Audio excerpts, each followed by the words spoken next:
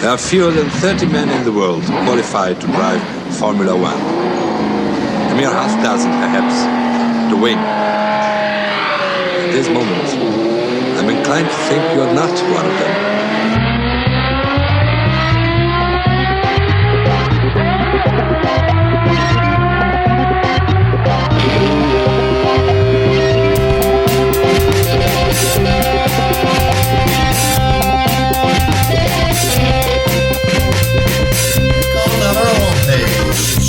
No, you want to. Keep up the good work, Stephen, and there you have it. There you go.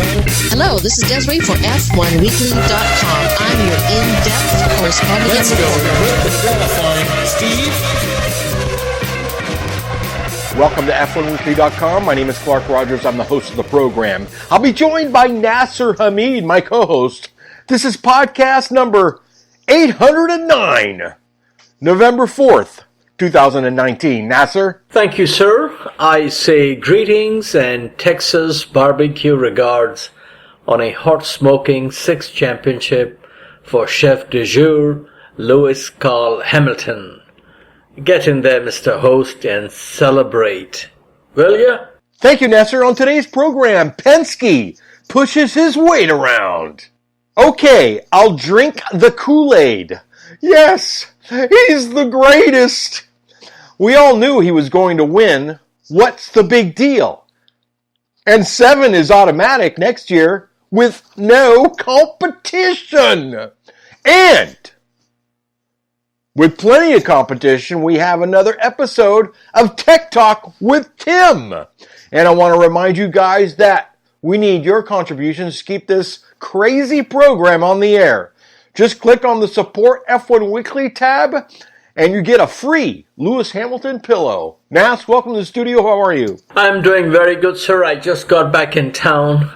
My flight from San Antone had some nose gear issues, so as soon as we sat down, we were requested to deplane. But, you know, it's good to be here. Good to hear from you. How are things in the Rogers neighborhood? Very nice. I just got my new framed poster of Fernando. Who signed it for you? Fisichella? No, Fernando. Fernando Alonso. Well, there is finally some bad news for him. Zach Brown has said, we are not looking for Formula One drivers, but other opportunities are available. So there will be something for him somewhere soon, hopefully.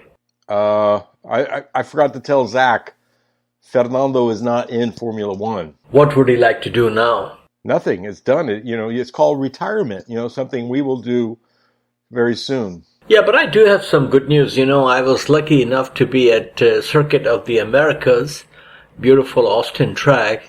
I was there for a Friday, Saturday, Sunday, and Sunday evening also. And I had some interesting chit-chats with the members of the F1 fraternity. And Friday, I was talking to Mr. Peter Windsor and Johnny Herbert, and they sent regards to you, and they said they just love car number 44 driver. And Peter said, and this is coming from Peter Windsor, okay? He said Lewis is as good as Jim Clark, and that for Peter Windsor to say is a big, big statement because his business is called Clark Sport. He just loves Jim Clark and Rob Wilson, but to each his own. And Johnny Boy said Lewis for him is the greatest. He was very convinced. So how does that make you feel, Mr. Rogers? I mean, I can wear boots just like everybody else. Everybody wants to be politically correct, and I'm not going to say too much about it because to bring up Jim Clark is just, I think, the most ridiculous thing I have ever heard on the face of the planet. Why is that? We're talking completely different eras, completely different cars, completely different races. The tracks were completely different. And I think Jim Clark had competition. Scooby. See, one thing he did not have, he never raced against Nando. And then we would have found out how good he really was. Who? Lewis Carl Hamilton. I'm not sure what you're trying to say, but it has nothing to do with Jimmy Clark. Well, I'll send you Peter Windsor's email address, and you can do some digital divide with him. Listen, Peter Windsor is just as fallible as anybody else. I mean, my opinion is just as important as Peter's, whether he was in a car accident with Mr. Williams or not. I mean, I have no bones to pick with Mr. Peter Windsor, but I certainly can disagree with him. Well, first of all, nobody said that your opinion is not as important as his. I was just sharing what he said and when Johnny Herbert said. But we're going to make you feel better here. Johnny and I talked about, I don't know if you feel better about this, but anyway, there's some interesting news here. We were talking about Lewis's rookie season and how impressive and accident-free it was, especially with Nando as his teammate. And then conversation soon turned to Ron Dennis, and Johnny told me something that was very interesting. He said he was invited by Ron to McLaren for a possible driving duties for 1995. He said he made up his mind based on first thing Ron said to him. And according to Johnny Herbert, when he went there, he said Ron did not say good morning, how are you, how is the family, none of that. The first thing Ron said to Johnny, pointing finger to him, was, I need to change you. And Johnny went on to say that I should talk to Damon Hill because apparently he had a similar first encounter with Mr. Dennis. So Lewis Hamilton survived that era also and came up with a championship, Mr. Rogers. So what was your thought on the race, sir? Let's hear what you saw there. Did you like Alonso taking the lead at the start from pole position? Alonso's not in Formula One. Oh, man. I thought I saw the Mile 7 Renault there. No, but my favorite salad dressing was doing pretty good. Oh, yes. He said he has new motivation. So, we'll see. But I got to tell you, man, this was one of the best Grand Prix that I've attended in terms of making some contacts and possible interview possibilities, mega ones, and some hits and misses. You know, Alain Prost was there, and it's amazing what you find out when you talk to people. And I approached him and I said, hey, you know, I'm trying to get an audience with you through your contact in Switzerland. And he said he's very busy this weekend. We can talk for 5 minutes. And what can you talk in 5 minutes? So I said, shall we try 10 minutes in Abu Dhabi? He said we can try. So that, you know, we'll see if that will work out, but at least as a possibility. And highlight of Friday for me was a meeting with Franz Tost, team principal at Toro Rosso. He's a funny guy. I enjoyed talking to him. Last year our meeting was over after 1 minute as president of Honda showed up. Franz, you know, in the past has worked with a lot of young drivers, starting with Ralf Schumacher when Ralphie was in Japanese F3. And I had to ask him about with Antonio Liuzzi. And I did not want to push my luck with him, so I did not ask him about Scott Speed. But I was very surprised. He had you talk about political correctness, he had a high opinion of Liuzzi as a fast driver, but said things did not work out for a variety of reasons, some driver-related, some car-related, and then, you know, Red Bull made a decision to do what they want to do. And then, you know, we talked about some Austrian drivers from days gone by, including Joe Gartner. I'm sure you remember him. Helmut Koenig, this young kid, was killed at Watkins Glen in 1974 in only his second race, and Marcus Hottinger. And I told Franz that I had met well-known Austrian journalist Helmut Zwickel with Niki Lauda at Brands Hatch in September of 1982. And Franz wasted no time in giving me Helmut's phone number and email address. And he even said to me, write him, and if he does not respond, let me know, I'll talk to him. And Helmut Zwickel is very well known. Obviously, he used to write in German, but he's a very famous journalist, just like Heinz Pruller, who's also from Austria. And he now is involved in promoting a motorsports classic event called Enstall Classic in Austria. So we'll see how this thing works out. Now, I had a very nice chat with Christian Denner. You remember him from his days in Formula One for a few years? Yeah, we're going back a long time ago. The 70s. No, 80s. Anyway, he raced in F1 for a few seasons and then raced in Indy cars on this side of the pond. And right now he's a commentator for RTL. He was the first Formula 3000 champion in 1985. And what was interesting, in his younger days, he raced against Stefan Bellof, a mega talent lost in a crash at Eau Rouge, and I'm sure you remember him. And you will like meeting Danner, Christian Danner. He used to race Renault 5 Turbo cars for a few seasons, so, And then again, these people have worked with a lot of people who have played an important part in other things, like, for example, he knows Jochen Nierposch and other people that we talked about. So it's, we're getting closer and closer to talk to more people through different contacts. Now, Carlos Sainz Sr. was also there, and as always, very friendly and easy to deal with. He will be racing his Mini against you-know-who in the 2020 Dakar Rally, and I asked him if he preferred the course in Africa or South America. And next year it will be in Saudi Arabia. He said it was the same. I guess dirt and desert are the same everywhere. Do you think your man will win the Dakar Rally in Saudi Arabia for Toyota? Of course. Yeah, his teammate is a very experienced and successful driver/rider from Dakar Rally, Mark Coma, who is also his Espanol compadre. So I'm pretty sure Nando is going to be competitive. But beating Sainz and Nasser Al-Attiyah and Robbie Gordon's favorite, Stefan Peter Hensel, it's not going to be easy. Okay, sir, Saturday, I want to get your thoughts on the qualifying, because man of the moment was missing in action in the post-quali press conference, which for me was a big surprise not to see the championship leader on the front two rows. And I thought, remember some years ago when he won the championship and Nico Rosberg was his teammate, and then he just fell apart, could not win a pole, could not win a race. I thought maybe we're going back to that, because even if he finishes 8th, he will be world champion. Your take on Quali, Senor? Well, I didn't get to see Quali. Quali was not aired over here live. So they thought, see, the problem with this time of year in America is college football is pretty much more important than anything else in the world. Well, obviously, college football has a huge following, a lot more than Formula One.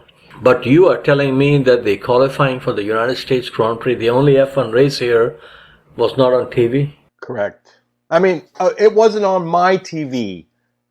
Now, it could have been on Bob's or Frederick's TV, but it wasn't on mine. That is very sad. I don't want to, insult the broadcasters of America.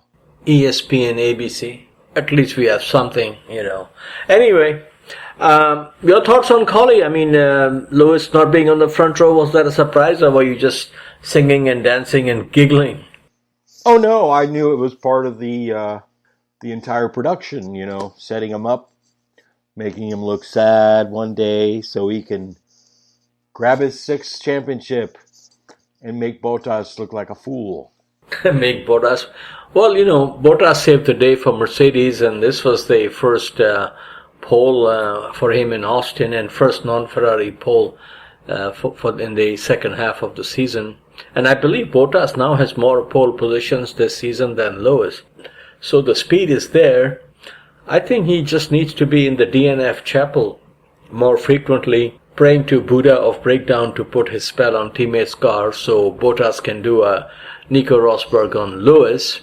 And by the way, talking to Nico Rosberg, I ran into him and I told him, Mr. Rogers does a long-standing podcast from California. What's the best way to reach you?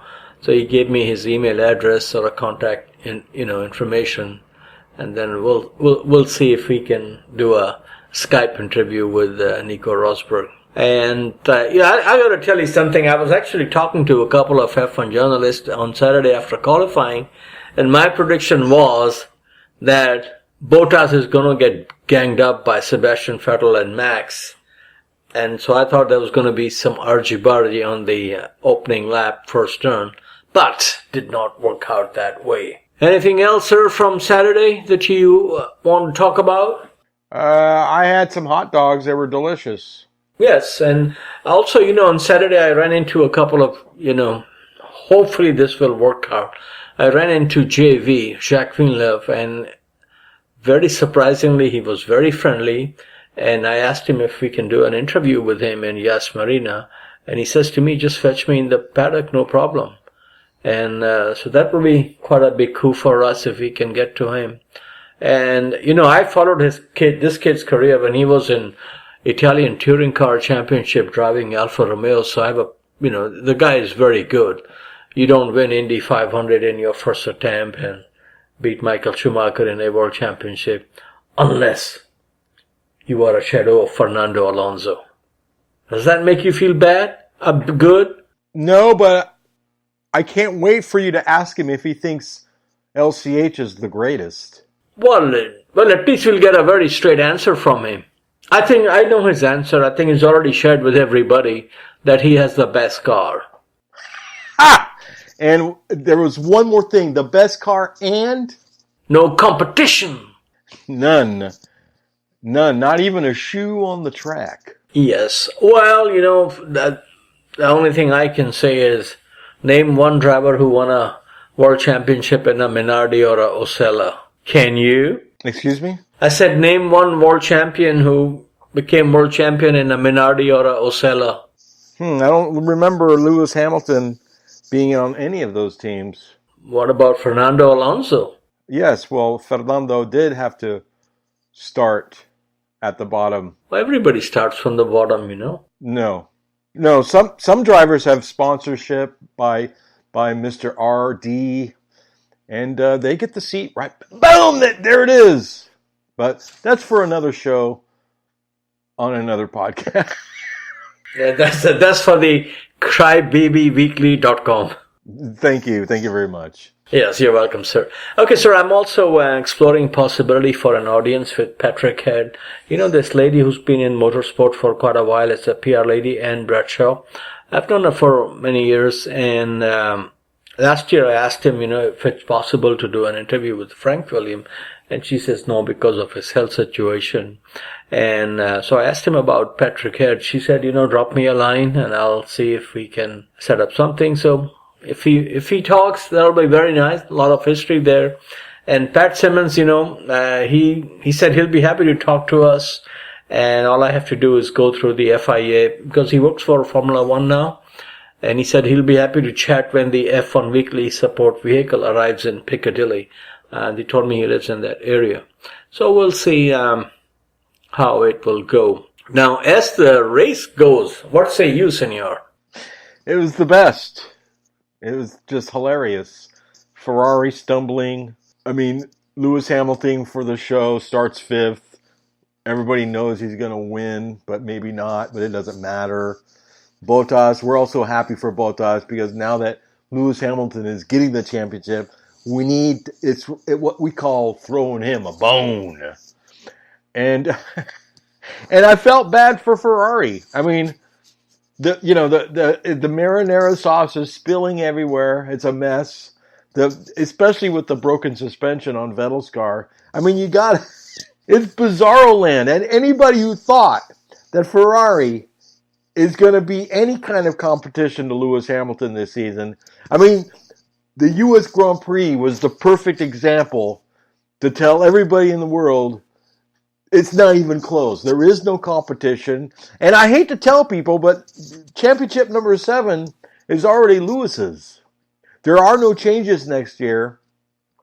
And I like the microclimate kind of thing about the U.S. Grand Prix because it sums up pretty much the entire season with Ferrari winning a few Grand Prix, but it was all fake. There is no straight line speed. The best part is Verstappen saying to everybody in the press that Ferrari is cheating. I mean, if you're cheating and look like that, I hope you're better at cheating.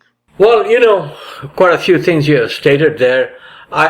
if you look at how the preseason went, I was convinced it was going to be the end of the Mercedes and Lewis Hamilton, rock and roll essay party, and we will have a champion in, Sebastian will get his first championship in a red car.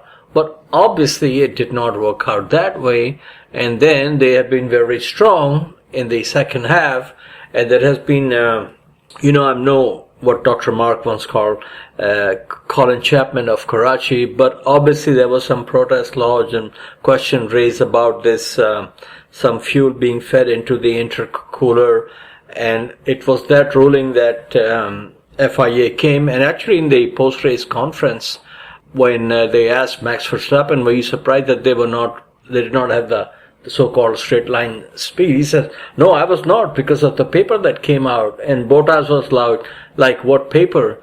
So if this really has happened, that they have issued a directive that they cannot do what they are doing, sort of like not breaking the rule, but, extending it or getting too much into a gray area, then your prophecy will come true that we're going to have number 7 for Lewis next year. But let's not forget, because poor wingman does not get a lot of credit, his qualifying attempt was very impressive. It's not like he blew away everybody. It was very close qualifying. And man, when he won the race, and when he was running after Lewis after a second pit stop, I was just hoping, because that would have totally demoralized this kid, that James Vowles would come and say, Valtteri, hold station per Toto.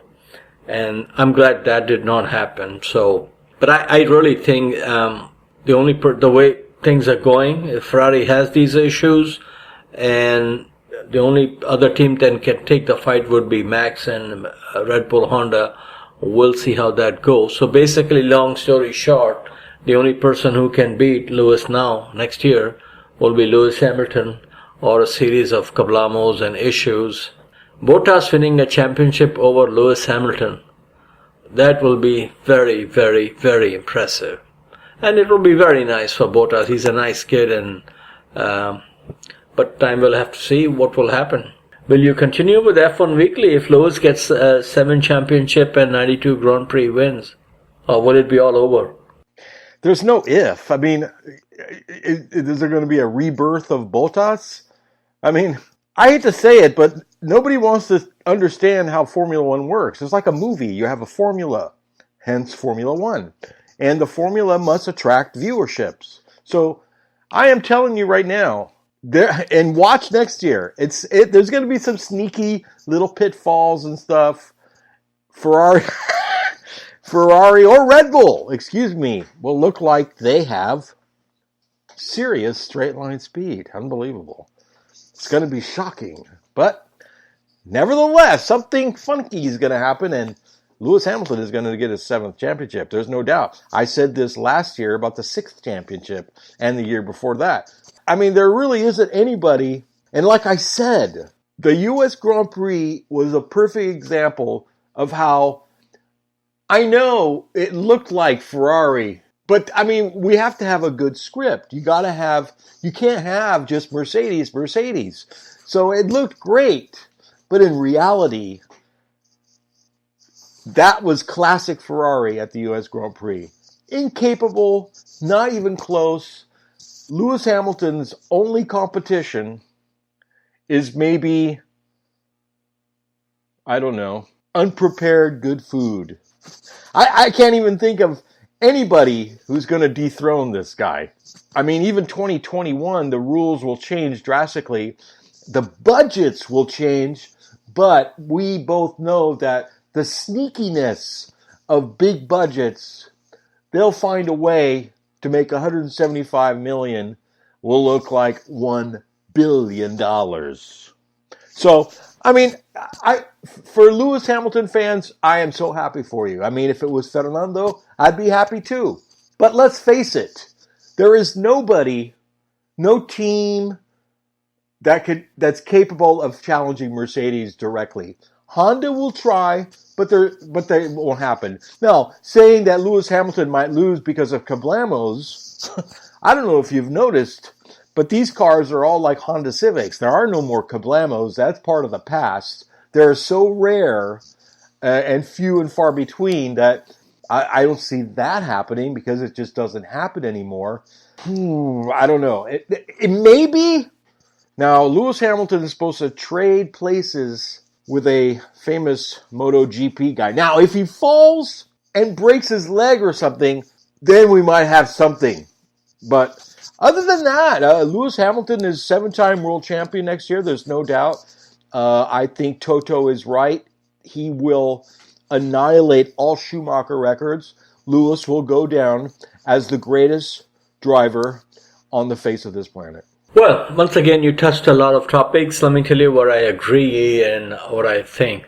About breaking his leg in a motorcycle accident. A good friend of mine who used to keep me updated on after every qualifying session, every race, the new heights Michael Schumacher was reaching. He recently made a comment to me that we need somebody to break his legs so he doesn't break Schumacher's record, and I'm sure he was joking. But as far as your comment on the budget cap, and I had a chat with one of the journalists on this, I totally agree with you. These big companies, Mercedes, Honda, Renault, if they stay in Formula One, they have a lot of resources. They have a lot of tracks. How will FIA monitor if any of these big companies, and I can take any name, but any of the major manufacturers, Honda owns Suzuka, Motegi Twin Ring, Mercedes has test facilities everywhere. If they want to test a part, how can you stop them from putting in a different type of car or, GT car or a tram, whatever? They have the resources and the tools and ways and means to get around this budget cap situation. But Mr. Rogers, one thing I will say, I don't know why you're getting so upset about Lewis's domination. Of course, it'll be good if we have 10 drivers winning races in a season, but Formula One has been like this since 1950. Just look who won most of the races in 1950. When, like Mario Andretti once said, that if you got with Colin Chapman when he was on an uptick, then you got a ride that will take you to the championship. I mean, just look at how nobody could touch the only car that could beat Mario Andretti and Ronnie Peterson's Lotus was Niki Lauda's fan car. Okay, and so that's what it took to stop that. Niki Lauda was very strong in the mid-70s with Ferrari. Then we had nobody could touch Nando for 2 years. Then Michael Schumacher's dynasty came to an end, shut down by Nando. So, nothing is forever. But if Ferrari is screwing up or Honda cannot get their act together, this is not Lewis Hamilton's fault. Now, obviously, what I would love to see, which will not happen, is a teammate with the caliber of Max Verstappen as his teammate, or Charles Leclerc. Then we will find out how good Lewis really is. And who knows, he may end up doing in 2021 what he did in 2007. And how will that make you feel, Mr. Rogers?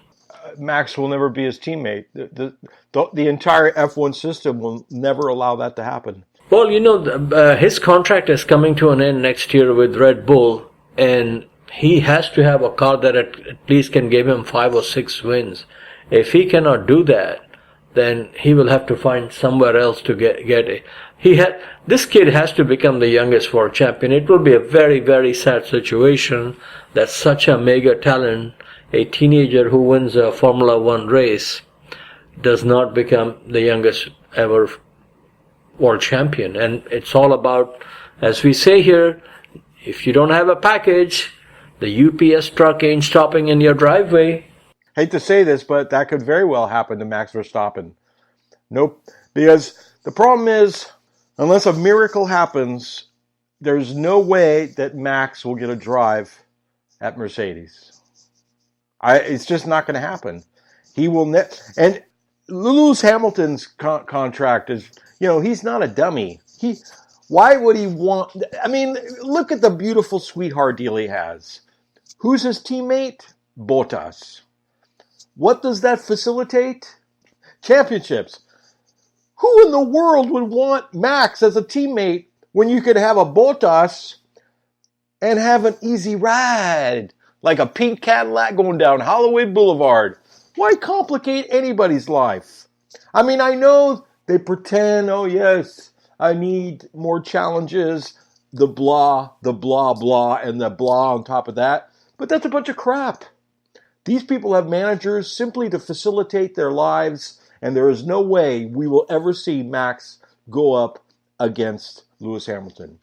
His fate is sealed with a great team. Toto loves him. Look how good Mercedes looks. I'm telling you, why would you take a nice recipe and screw it all up?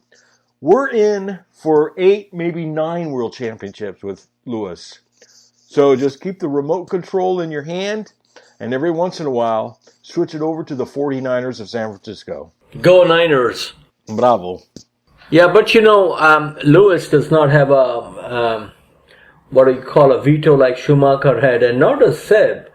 And hence we have Charles Leclerc as his teammate, not Kimi Raikkonen.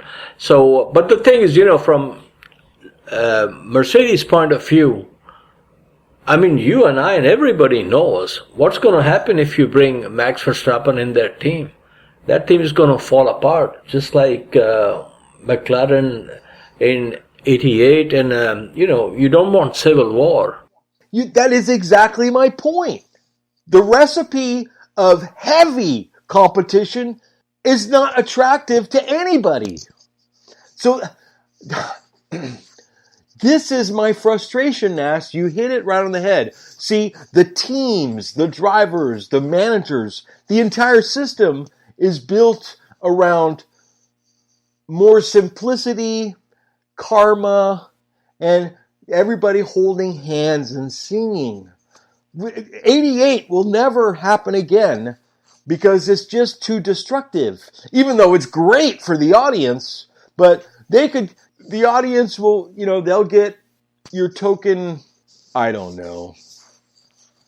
I can't even think of names right now because I'm so under pressure to prove my point. But exactly, Nash, you're right. They will never do that. This is modern Formula One where it's like going to the movies.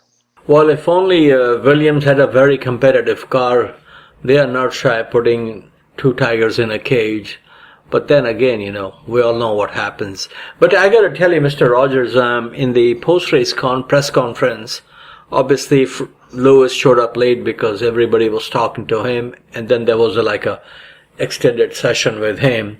And I have to say, he was very polite, very humble, down to earth, and it was good to see him, a driver who has so much success, still have his feet on the ground. So that was very good.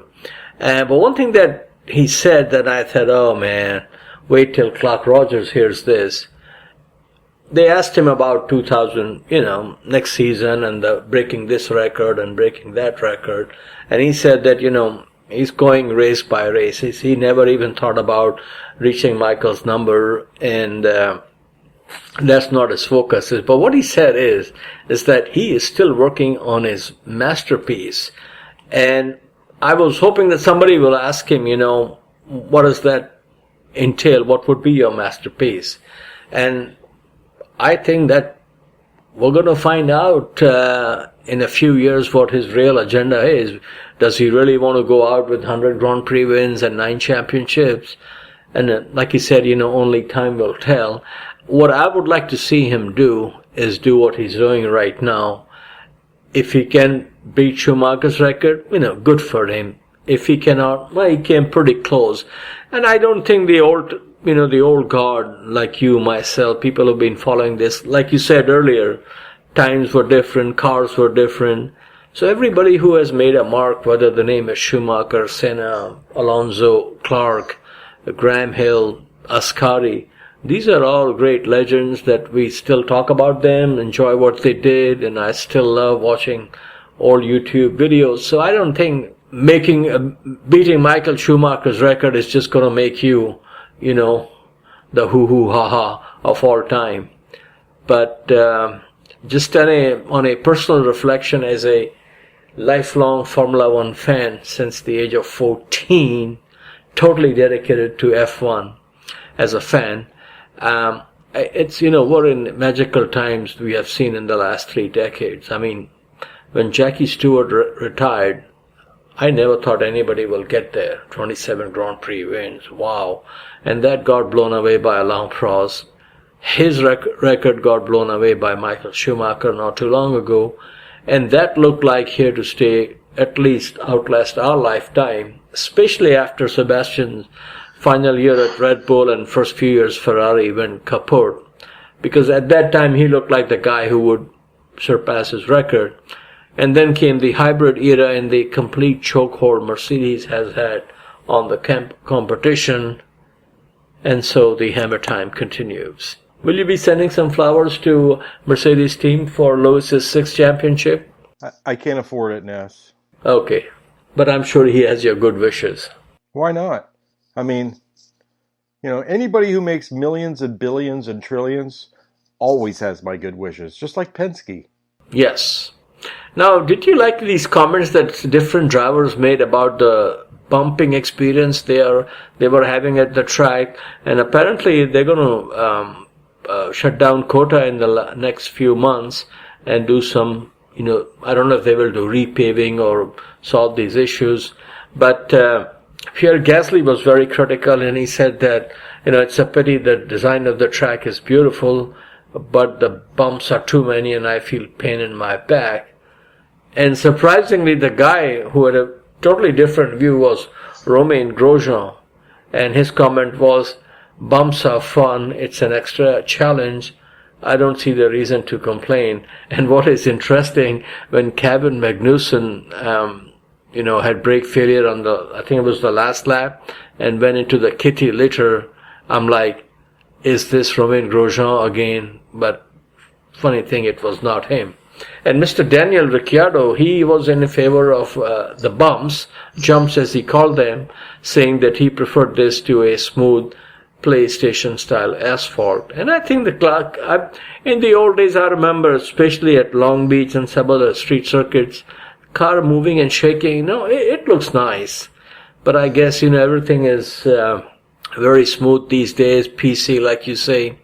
So there we have it, Absolutely. So why don't we take a quick break, and we'll be back after this brief message. Hello, race fans. This is Tim, and I'm back with some technical discussion and a related controversy. Ferrari has had a better second half of the season than its first, and that has other teams asking, where did the new performance come from? Obviously, with teams being so secretive, this is not an easy question to answer. But in particular, other teams have been asking for rules clarification regarding Technical Regulation 7.5, cooling systems. The regulation states, the cooling systems of the power unit, including that of air destined for combustion, must not intentionally make use of the latent heat of vaporization of any fluid, with the exception of fuel, for the normal purpose of combustion in the engine. So what does this mean, and why would it be beneficial to break this rule? Well, let's define one term you probably haven't heard before: latent heat of vaporization. What does this mean? Basically, it takes energy for a form of matter to change its state, like solid to liquid, liquid to gas, etc. Here's an example. Did you ever notice that after taking a shower, the water on you starts to feel cold if you don't dry off immediately? The water could have been warm, maybe even warmer than your body temperature. The room can be warm, but the water still starts to feel cold. That's because the water is trying, in air quotes, to evaporate, but it needs energy to change from a liquid to a gas. So it's taking that energy from heat transferred by your skin. So the water has a cooling effect, even if the water wasn't particularly cold to start with. The same technique could be used to cool airflows. Spraying a liquid into a hot airstream could cause the liquid to change states from liquid to gas, and in turn absorb thermal energy equal to the liquid's latent heat of vaporization. The sprayed liquid or gas would also heat up to match the temperature of the hot airflow, further reducing the temperature of the flow. But as stated, the F1 technical rules ban this for all fluids except fuel. So, Where is this cooling system, also called an intercooler, and why is air temperature here so important? Well, an intercooler is placed between the turbocharger and the engine. A turbocharger increases the pressure of the air destined for the engine, but as a consequence of this compression, the air also gets heated. This is undesirable for two reasons. First, at a given pressure, hot air is less dense than cooler air. Think of hot air balloons rising. So cooling the air allows more air to be packed into the cylinder before ignition, which aids in what the turbocharger is already trying to do, to force air into the cylinder. Second, hot air in the engine risks detonation of the air-fuel mixture too early in the engine cycle.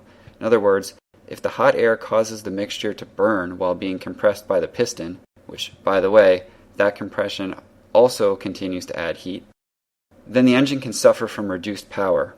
In common terms, this is called knock due to the sound it makes. In F1, knock would put a team at a huge disadvantage and render them completely uncompetitive. There are a few styles of intercooler, but fundamentally they're a lot like radiators designed to cool engines. Ambient air picks up heat from a hot fluid by a series of fins. Formula One engines typically use what are called air-to-water intercoolers, which use a liquid to pick up heat from the turbocharged air. The advantage of this design is that the intercooler can be much smaller due to water's increased ability to soak up heat versus air. A shorter path from turbocharger to engine means less turbo lag. The disadvantage of this style of intercooler is that it's more complex, and the heat does have to be eventually transferred to the environment using a radiator elsewhere in the car. In other words, the hot water has to be pumped somewhere for cooling. So, there's a theory in the F1 world that alleges that there may be an intentional leak in the Ferrari intercooler designed to further reduce air temperatures by introducing oil into the flow. This oil would soak up heat, evaporate, and eventually make its way into the engine. We'll have to wait and see what happens, but at least I hope you have a better understanding of the technical regulation and physics involved here. And just for kicks, what if a naturally aspirated car were fitted with an intercooler? Generally, it wouldn't do anything except restrict airflow. The air entering the engine is nearly at the same temperature as air outside the car, so there's no way to transfer heat from one flow to the other. Nature doesn't allow that to happen passively. Thanks for listening. Welcome back to F1Weekly.com. Clark Rogers here, your host. And now, as we spin the globe and go around the world with Motorsports Mondial and the king, the guru himself, Nasser Hamid. Thank you, sir. Mr. Rogers, I was at the San Antonio airport, and this major news Monday morning blew me away. The sale of IndyCar Series, the Indy 500, Indianapolis Motor Speedway, and their associated business, all lock, stock, and barrel, sold by Hulman and Company to Roger Penske Entertainment. This icon of American sports has been in the Hulman family since 1945, when it was bought by Anton Hulman, who is credited for turning the race and track into what is called the greatest spectacle in racing. Anyone who has a heart for motorsports will be hard-pressed to disagree. I absolutely love the place and history behind it, and I just read shortly before the start of our podcast recording that Mr. Penske has expressed a desire to bring back Formula One to that track, and I would love to have another Grand Prix in America at Indianapolis. Now, my favorite Indy 500 is, of course, the last 6 lap of the 1982 Indy 500, when this Mr. Carnegie, famous commentator, announcer, was saying, Rick Mears from Bakersfield, California, he's on it, and he was, but fell short by inches from taking the win from Gordon Johncock. My 2 pesos on this deal are, 1, they could not find a better buyer, that's for damn sure. 2, Tony George will finally get what the family could not deliver, a pink slip from Mr. Penske. Your thoughts on this incredible announcement? I was totally blown away, but on the other hand, Penske is certainly a class act. Everything he touches turns to gold, and I think in the end, we will be happy with what happens with IndyCar and the Speedway. It will be interesting to see what he will do with his team. You know, the guy running a team also owns the series and the track. But man, what an incredible achievement by Roger Penske, from being a general sales manager of a Chevy dealership in Pennsylvania, Philadelphia, PA, in 1965, to buying the Indianapolis Motor Speedway and the series. So kudos to him. Now we go to Sir Sepang, Malaysia. Maverick Vinales was the winner for Yamaha, of course for MotoGP. Marc Marquez was second for Honda. All-Italian combo of Andrea Dovizioso on a Ducati was third, with the Dr. Valentino Rossi fourth on his Yamaha. One more race left to end the 2019 MotoGP season. Unfortunately, the weekend was marred by the death of a 20-year-old Indonesian rider, Afrizza Munandar, in the Asia Talent Cup. Happened in the early stages of that race.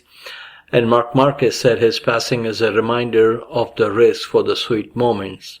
And F1 Weekly would like to extend our condolences to Munandar's family and friends. Very sad thing. So now what we will do is take a look at some maiden wins in America. You know, Circuit of the America is the 10th venue where a Formula One has been held in this country.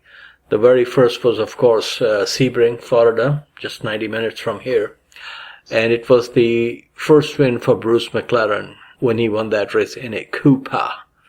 1961, first race, not for the Lotus car, but for Team Lotus, came at Watkins Glen, courtesy of Innes Ireland, who was from Scotland. And I think just a few days or few weeks later, at the famous London Motor Show at Earl's Court, Colin Chapman tells him, "You will not be driving for me," and walks away. So that's what you get sometimes for giving a team owner his maiden win. 1966, first and only win for a 16-cylinder engine in Formula One, a BRM power plant bolted to the back of Jim Clark's Lotus. 1969, first win for Jochen Rindt in a Lotus, Watkins Glen. The Glen would provide a hat-trick of maiden wins, starting in 1969. 1970, Emerson Fittipaldi won his first Grand Prix also for Lotus, and his teammate from Sweden, Reine Wiesel, was also on the podium in third on his F1 debut. 1971, Francois Cévert, Hollywood handsome and teammate to Jackie Stewart, takes his first and only win at Watkins Glen, and that of course would be with Tyrrell, and we all know what happened at the same track 2 years later. 1977, Long Beach, California, Mario Andretti becomes and remains the only American driver to win a Formula One race in the United States. And finally, my favorite, 1982, Michele Alboreto, driving a Tyrrell, takes his first F1 win in the parking lot of Caesar's Palace. Diana Ross was also on the podium, along with a guy dressed as Julius Caesar. And I'm not making this up. As they say, no binneth like show binneth. And President Calvin Coolidge used to say, the business of America is business. But the business of F1 Weekly is motor racing, where cars are turning right and left. Now I will circle back to you, sir, for the final lap. And there you go, Ness. You're the happiest man on the face of the earth and shall be for many years to come. Keep up the good work. Sir, thank you. I will be extremely happy if I can get an audience with any of these people. Oh, by the way, you know, I ran into Jacques Lafitte's daughter, Margot. I had met her last year also. And she gave me her email address. She said, you know, Papa lives in Paris and she will try to set up an appointment. And she said, if you don't hear from me in a few days, remind me again. So I will do so. And, you know, Jacques Lafitte's wife was the sister of Jean-Pierre Jabouille's wife. And she said, he lives very close to my dad. So I'm having a chat with somebody, you know, a French photographer involved in motorsports for a long time. I did not know this. You may know this because you have inside connection to Renault. You know who Alain Prost is married to these days? He is married to Jacques Lafitte's, of course, now ex-wife. Thank you for listening, peeps. Bye-bye.